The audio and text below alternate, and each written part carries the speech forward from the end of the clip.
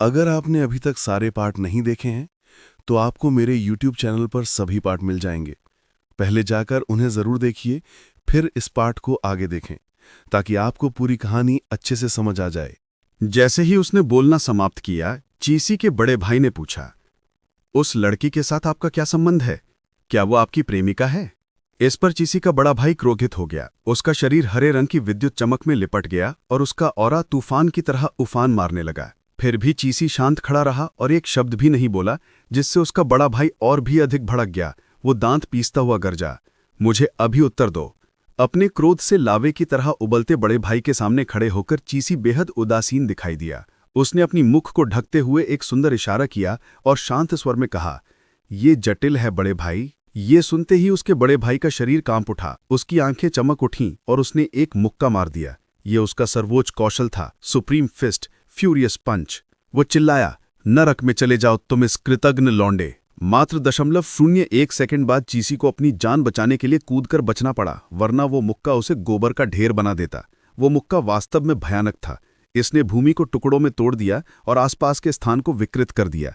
Chassis को समझ नहीं आ रहा था कि उसके भाई को उसके निजी मामलों की इतनी चिंता क्यों थी कि वो अपने छोटे भाई पर ही प्राणघातक कौशल का प्रयोग कर रहे थे। चीसी की पीठ पर ठंडा पसीना बहने लगा। उसके बड़े भाई के सैनिक इस दृश्य को देखकर स्तब्ध रह गए। उन्हें लगा कि शायद उनका मास्टर, जो दशकों से अविवाहित रहा है, अपने छोटे भाई को उसकी सुंदर प्रेमिका के साथ देखकर ईर्ष्या से भर गया है और इसलिए क्रोधित हो गया है। मलबे के बीच खड़े होकर चीसी का बड़ा भाई अभी भी दांत पीस रहा था। वो गरजा, आज हम दोनों में से किसी एक की मृत्यु हो जाएगी। दूसरी ओर चीसी ने स्थिति का पुनर्मूल्यांकन किया और उसके चेहरे पर युद्ध के लिए तैयार एक मुस्कान आ गई। उसमें एक योद्धा की भावना जागृत हो गई। उसने कहा, आप किस बात की बात कर रहे हैं? मैं आज आपसे हार नहीं मानूंगा। ये कहते हुए चीसी ने अपनी शक्ति को मुक्त किया। उसके बाएं हाथ में फायर फिस्ट और दाएं हाथ में फ्रॉस्ट फिस्ट बन गया।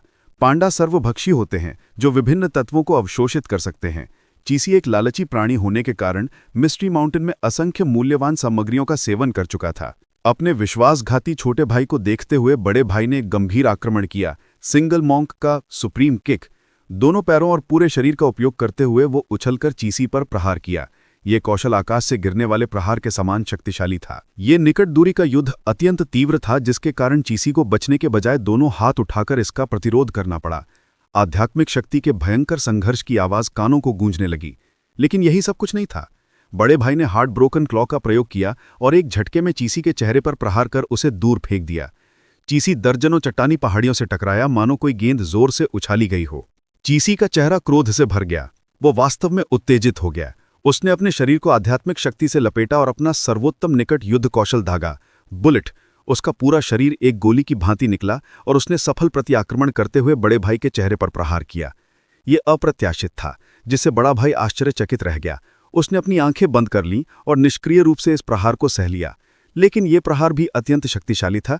इससे चीसी के बड़े भाई का सिर पहले धरती में धंस गया और एक भयंकर विस्फोट हो गया। निश्चित रूप से इससे उसे अधिक चोट नहीं पहुंची। धूल के बीच में एक चमकीली हरी आंख चमक उठी। चीसी भयभीत होकर उसकी ओर देखने लगा, क्योंकि उसे पता था कि उसका बड़ा भाई एक राक्षस है। लेकिन उसे यह विश्वास नहीं हुआ कि इतना शक्तिशाली प्रहार करने के बावजूद उसका बड़ा भाई गंभीर रूप से घायल नहीं हुआ।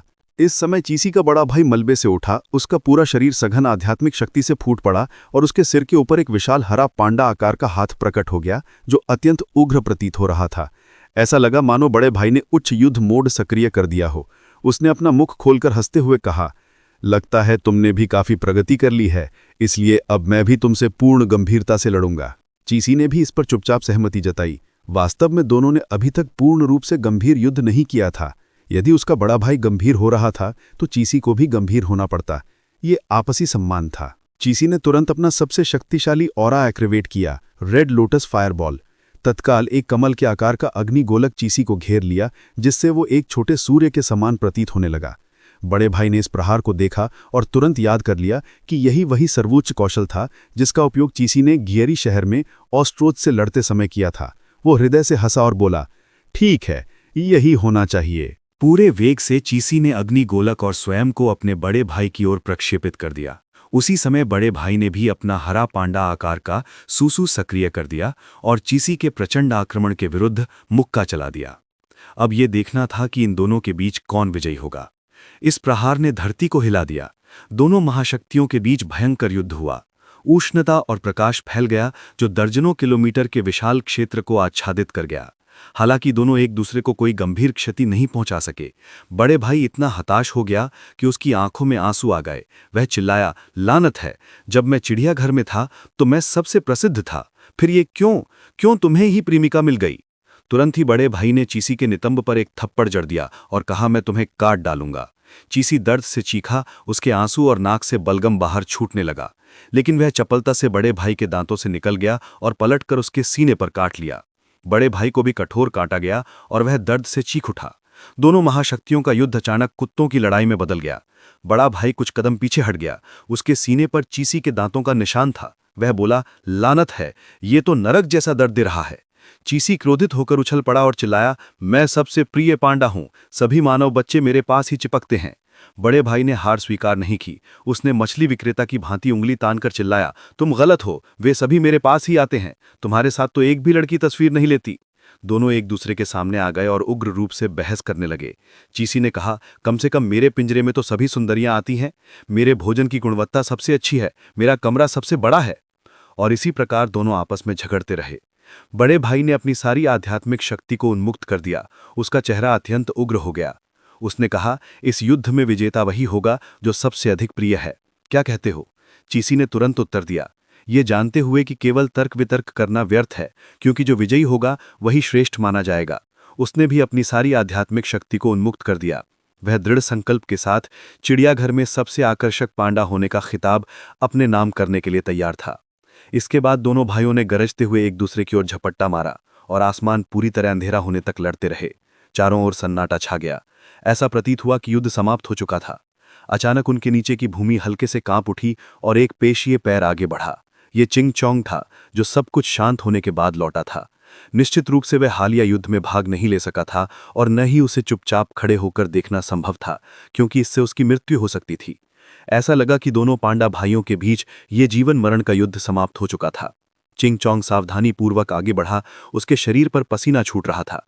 उसने भयभीत स्वर में पूछा, क्या आप ठीक हैं? चीसी भूमि पर स्थिर पड़ा हुआ था। वह अभी भी होश में था, लेकिन उत्तर देने में असमर्थ था, क्योंकि उसका पूरा शरीर चोटों और खून से सन गया था और वह खांस रहा था। चीसी ने उस समय एक बूंद लाइफ एसेंस का सेवन किया था, लेकिन चोट इतनी गंभीर थी कि पुनर्प्राप्ति की प्रक्रिया तीव्र नहीं हो सकी। चिंग चोंग ने धीरे से पृथ्वी को नियंत्रित किया और चीसी को उसके चारों ओर लपेट लिया। उसे चीसी को यथासंभव शीघ्र मिस्ट्री माउंटेन वापस ले जाना आवश्यक था। चिंग चोंग ने सोचा कि चीसी ने फेडरेशन की सारी आयरन कैवलरी को खदेड़ दिया था, लेकिन चीसी ने केवल भारी सांस लेते हुए कहा, ऐसा नहीं है। दूसरी ओर फेडरेशन की आयरन कैवलरी अपने मार्ग पर आगे बढ़ रही थी।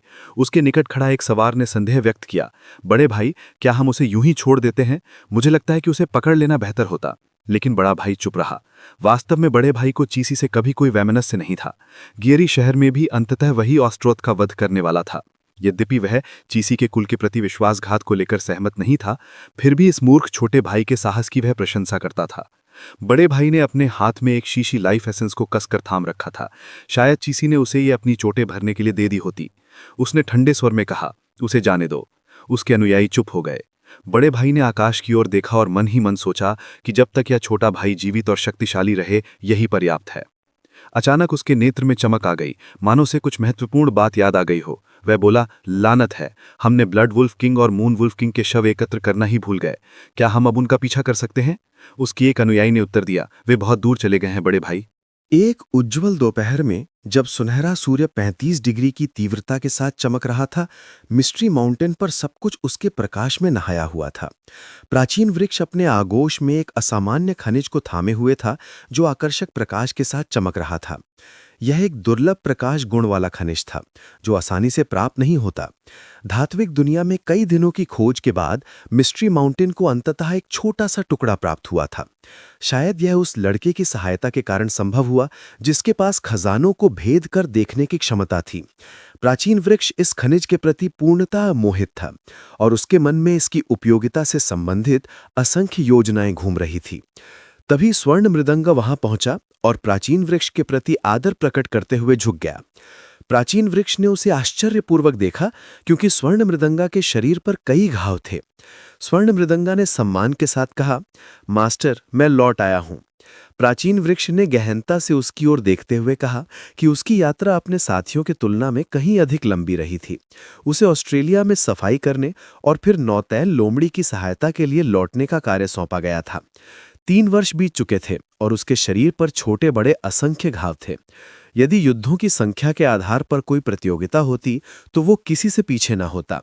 विकास के पश्चात उसका शरीर पहले से कहीं अधिक विशाल हो चुका था, जिसमें 2 लंबे डंक थे और वह एक अनुभवी तथा संयमित स्वभाव का प्रतीक बन चुका था। प्राचीन वृक्ष इस परिपक्व अवस्था से प्रसन्न था। फिर प्राचीन वृक्ष ने एक शाखा हिलाई और जीवन की कोमल वर्षा उत्पन्न की जो स्वर्ण मृदंगा पर बरसने लगी। इससे उसके सभी थकान और घाव समाप्त हो गए। तभी राक्षस बैल नौतैल लोमड़ी को लेकर तेजी से पहुंचा और चिल्लाया, मास्टर, एक बड़ी घटना घटित हो गई है। नौतैल लोमड़ी संकट में है। वुल्फ पठार के युद्ध के बाद से नौतैल लोमड़ी विकास की नींद में थी, किंतु उसके चारों ओर घटित होने वाली घटनाएं उसके साथियों के लिए अत्यंत रहस्यमयी थी। स्वर्ण मृदंगा ने कहा था कि उसके शरीर में 2 शक्तियां एक दूसरे से भयंकर युद्ध लड़ रही थी और उसके आसपास का स्थान छोटे छोटे बिंदुओं के रूप में स्पिरिचुअल पावर से भर जाता था। प्राचीन वृक्ष ने नौतैल लोमड़ी का सावधानीपूर्वक अवलोकन किया और पाया कि उसके भीतर वास्तव में कई विचित्र शक्तियां आपस में संघर्ष कर रही थी। इसके अनेक सिद्धांत हो सकते थे, किंतु प्राचीन वृक्ष का विचार यह था कि नौतैल लोमड़ी अपने निहित रक्त वंश की विशेषता को जागृत कर रही है। पूर्वी किंवदंतियों में लोमड़ी जाति को बुद्धिमान प्राणी माना जाता है, जो भूकंपकारी जादुई शक्तियों का स्वामी होता है। वे देवत्व के स्तर तक भी विकास कर सकती हैं। प्राचीन वृक्ष पूरी तरह शांत था क्योंकि इस क्षण वह हस्तक्षेप नहीं कर सकता था। उसे केवल नौतैल लोमड़ी को अपना भाग्य स्वयं निर्धारित करने देना था। प्राचीन वृक्ष ने राक्षस बैल को आदेश दिया कि वह नौतैल लोमड़ी को पीछे ले जाए क्योंकि उसे इस समय सबसे अधिक समय और सुरक्षा की आवश्यकता थी। अतः राक्षस बैल ने आज्ञा का पालन किया और नौतैल लोमड़ी को वहां से ले गया, जबकि स्वर्ण मृदंगा भूमि पर घुटनों के बल बैठा रहा। स्वर्ण मृदंगा ने ऊपर देखते हुए कहा, महान प्राचीन वृक्ष, इस बार मैंने आपके लिए 3 साथियों को लौटा लाया है। प्राचीन वृक्ष ने सोचा कि ये वे 3 ड्रैगन ही होंगे जिनका आभामंडल पहले से ही महसूस हो चुका था। ये वे नए योद्धा थे जिन्हें स्वर्ण मृदंगा ने भर्ती किया था। प्राचीन वृक्ष ने कहा, ठीक है, तुम उन्हें तुरंत यहां बुला लो। स्वर्ण मृदंगा ने तुरंत कैक कैक की पुकार की, जो कानों को चीरने वाली थी, लेकिन केवल 3 सेकंड बाद स्थान कांपने लगा। एक विशाल प्राणी प्रकट हुआ जिसके कदमों से समस्त भूमि थर्रा उठी। यह एक त्रिमुखी ड्रैगन था। इसके 3 विशाल सिर, एक हरा ड्रैगन, एक अग्नि ड्रैगन और एक काला ड्रैगन, प्राचीन वृक्ष के सामने एकत्र हो गए। प्राचीन वृक्ष इस दृश्य को आश्चर्य से देखता रहा। वह सोच रहा था कि 3 ड्रैगन होंगे, किंतु यह तो एक ही त्रिमुखी ड्रैगन था। स्वर्ण मृदंगा ने गंभीरता से कहा कि यद्यपि यह पूर्ण रूप से परिपक्व नहीं है, तथापि यह निश्चित रूप से एक शक्तिशाली ड्रैगन बनेगा। प्राचीन वृक्ष के संग्राहक स्वभाव में फिर से उत्तेजना जागी और उसके नेत्रों में लोभी चमक दौड़ गई।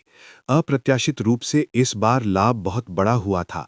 मिस्ट्री माउंटेन की युद्ध क्षमता एक और बढ़ गई थी।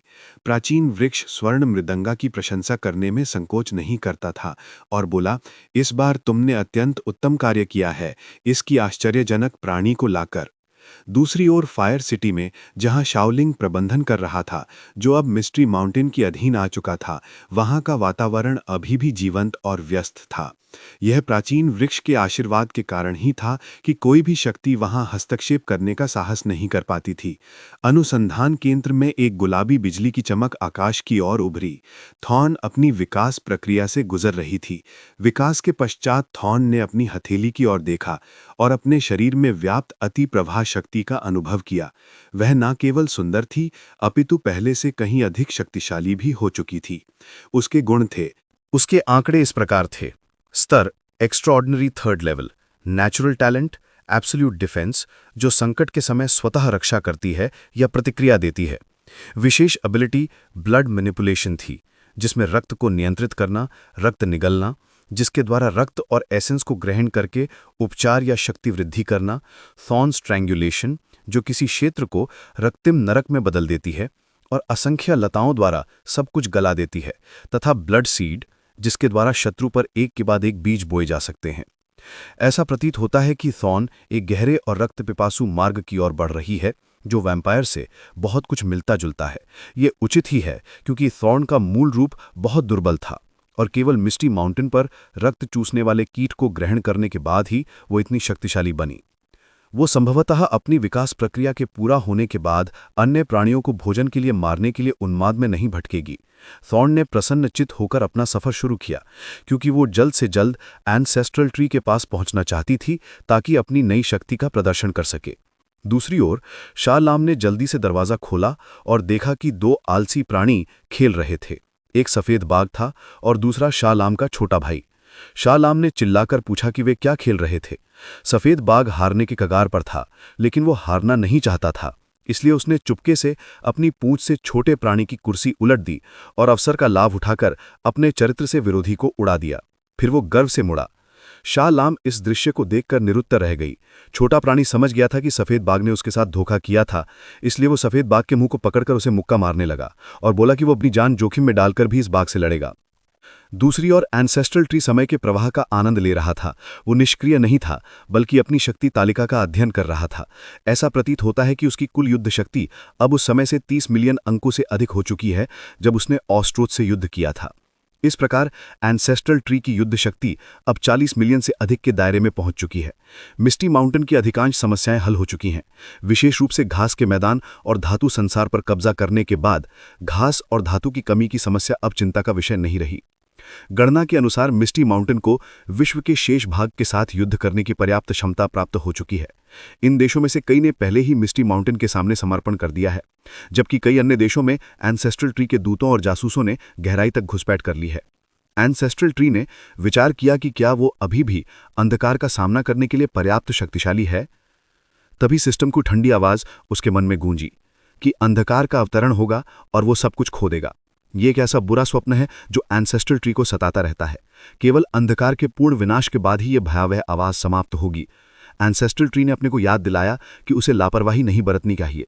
उसे और भी शक्तिशाली बनना होगा और मिस्टी माउंटेन को भी और शक्तिशाली बनाना होगा, क्योंकि विजय अनिवार्य है। हार का अर्थ है सब कुछ खो देना। एंसेस्ट्रल ट्री ने अपनी जन्मजात प्रतिभा एब्सोल्यूट एवोल्यूशन पर विचार किया, जो अपनी मान्यता के आधार पर अपनी जीवन रूप का एक भाग बदलने और अद्वितीय क्षमताएं प्राप्त करने की क्षमता प्रदान करती है। एंसेस्ट्रल ट्री ने सोचा कि शायद अब अपनी दृष्टि का विस्तार देने का समय आ गया है। क्या इस प्रतिभा के साथ इस ग्रह पर विभिन्न आकारों के और भी एंसेस्ट्रल ट्री विचरण करेंगे? अंतिम बार 3 नेत्री जनजाति के आने के बाद एंसेस्ट्रल ट्री ने उस दिव्य नेत्र की संरचना का अध्ययन किया था। यदि वो आकाश का नेत्र खोले तो इसमें कोई विशेष कठिनाई न होगी, लेकिन इसके लिए कितना समय लगेगा यह अनिश्चित है। समय वर्तमान में अत्यंत मूल्यवान है और इसे शक्ति वृद्धि में लगाना चाहिए, लेकिन आकाश का नेत्र खोलना भी शक्ति वृद्धि को बढ़ाता है। आकाश का नेत्र वस्तुओं को भेद कर देखने और विरोधी की गतिविधियों की भविष्यवाणी करने की क्षमता रखता है। पहले एंसेस्ट्रल ट्री को इसमें विशेष रुचि नहीं थी, लेकिन गहन विचार करने पर यह महसूस हुआ कि प्रत्येक इकाई में दिव्य नेत्र होने पर इसकी कार्यप्रणाली में परिवर्तन हो सकता है। इस विचार से एंसेस्ट्रल ट्री का संपूर्ण शरीर कांप उठा, पत्तियां सरसराने लगी और आध्यात्मिक शक्ति उमड़ पड़ी। डीमन बुल अचानक अपने स्वामी की प्रबल शक्ति से भयभीत हो गया। विशाल जड़ें भूमि से बाहर निकलने लगी। संपूर्ण क्षेत्र कांप उठा। गोल्डन मंकी, ब्राउन बेयर और वाइल्ड बोर आश्चर्यचकित हो गए। तभी आकाश में बादल घिराए, प्रबल वायु उठी और एक विशाल बिजली आकाश से नीचे उतरी, जिसने आसपास के स्थान को अंधकार में डुबो दिया। एंसेस्ट्रल ट्री ने अपने आप को संभाला और आध्यात्मिक शक्ति को वातावरण में भर दिया। तत्पश्चात उसका संपूर्ण शरीर कांप उठा। उसने अपना मुंह खोला और भयानक गर्जना की। अगले ही क्षण तीसरा नेत्र धीरे धीरे खुला और एक चकाचौंध भरी हरे प्रकाश की किरण सीधे आकाश की ओर चली गई। दोस्तों, अगर आपको ये वीडियो पसंद आया हो तो नीचे हाई बटन दबाना मत भूलियो। वीडियो को लाइक और शेयर करना बिल्कुल मत भूलिएगा। और हाँ, आने वाला वीडियो मिस ना हो इसके लिए चैनल को सब्सक्राइब जरूर कीजिए। आपका प्यार और सपोर्ट ही मुझे और भी वीडियो लाने की ताकत देता है। यहीं पर इस वीडियो को खत्म करते हैं। मिलते हैं अगले वीडियो में।